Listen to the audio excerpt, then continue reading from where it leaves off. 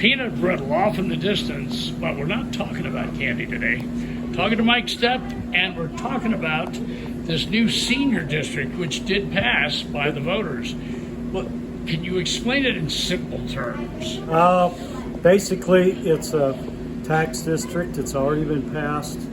It's established in the state statutes, and we know Natrona County is the 10th county in the state, I believe, to have a senior district. And the point of it is to provide some funding for senior services like the Senior Center and Meals on Wheels and Senior Services Inc., things like that. And it's basically going to end up being a grant program the way I see it. Well, and there's a board that comes with it, and you have filed to be on that board. So Part of the statute is it requires that there be a board of trustees, 5 individuals from the county, registered voters, and the election is on the November ballot, general election ballot, and I did file to be one of those trustees if I'm elected. Yeah, it didn't win by a lot, but it won. And why do you think it's so important at this point? Well, I think it's very important because virtually every nonprofit's struggling right now to raise funds for operations.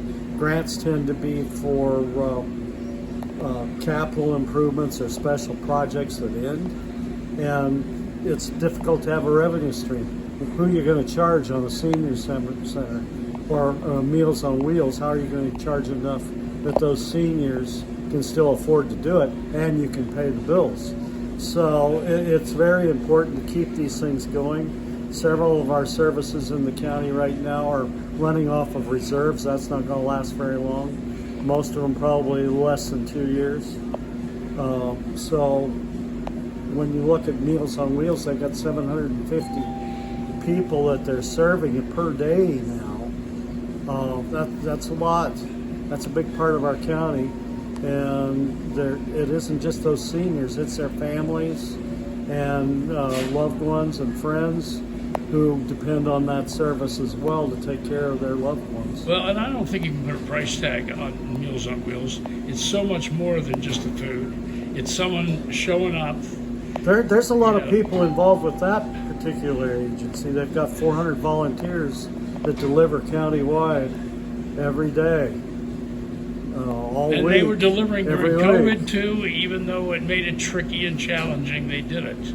So, and you mentioned earlier that it passed by a very narrow margin. That's true.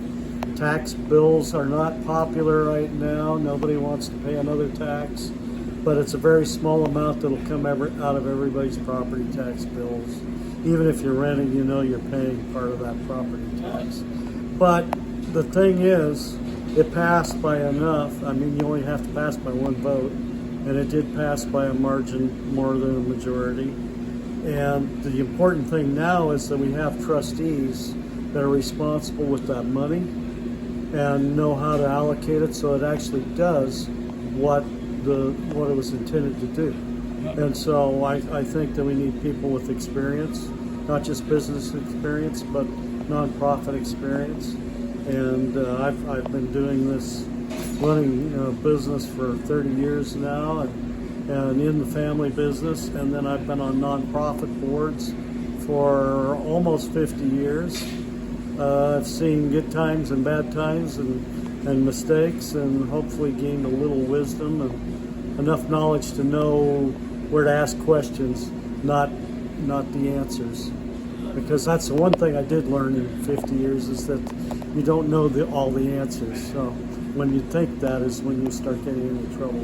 You know, the Senior Center, not to be underplayed, they do a lot. A lot of people depend on them for services and a lunch.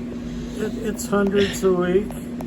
There's a lot of people, and Casper's population is aging, and America's population is aging, but Casper's aging a lot, and it's been a good location for people that wanted to retire to move to, and so that's increased that elderly population. And here I am now a senior, and I You? look at these people. Yeah, I just crossed that threshold here last. We won't get into that, but it's very important. I have friends who still have parents, elderly parents that they're having to take care of, and I have friends that need some of that help. I have quite a few that are volunteering in those agencies, and people say, well, they better just stay in their budget. Well, they are, or they wouldn't even exist.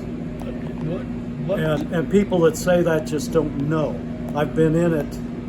I've been in those businesses and helped on those boards. And for the most part, the ones that can't budget don't last more than a year or two. Or you see balance sheets with huge debts. These senior agencies don't have that. And they have really responsible people on their boards. What they don't have is a way to get a lot of revenue in. And so this is a way to try to help offset some of that, alleviate that, provide some revenue stream to help offset some of those reserve losses. What's it showing in the other counties that have tried it before us? Some of them have had for several years. This has been around for 40 years. We're like late to the party. We almost. are very late. Cheyenne's had one in Laramie County for quite a few years, and Albany County, I think, has. But also, you're looking up at Newcastle in that area. They've got one. Actually, the more rural counties are more dependent on it than the the two more populated counties. But the revenue streams aren't necessarily there. Camaraderie and for that segment of the population that's growing older, there's so many things involved. Wait till you get there. That's all I have to say. Yeah. And Mike Stepp, thanks for stepping up. Thanks for doing this. And No pun intended. well, Maybe it was. With you, Mark, that the pun was intended. When are those caramel apples coming out, you think? A few weeks, maybe. October? Thursday or September? Friday. Next Thursday or Friday. Wow. All right. Get one for a senior citizen. Tell them to. All right. Mike, thanks for talking with us on this. Good luck with it, okay? Okay.